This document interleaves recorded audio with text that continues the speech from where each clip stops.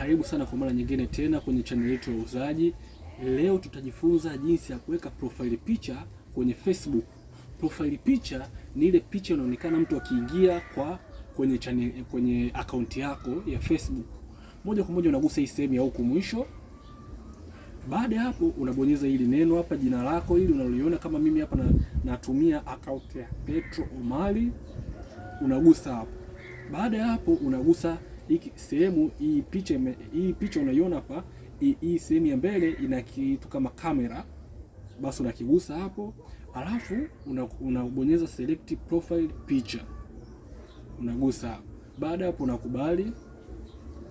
Baada hapo unachagua picha unayoitaka. Mimi nachagua hii picha hii hapa, italetea hapa, utaweza kuiweka size nzuri unayoitaka hapa. Baada hapo ukishaona imefaa, utabonyeza neno save. Bonyeza save, basi moja kwa moja Facebook yako itakuwa imekaa na picha nyingine ambayo ni nzuri zaidi. Usisahau kusubscribe hapo chini, video kama hizi na nyingine nyingi zinakuja. Karibu sana.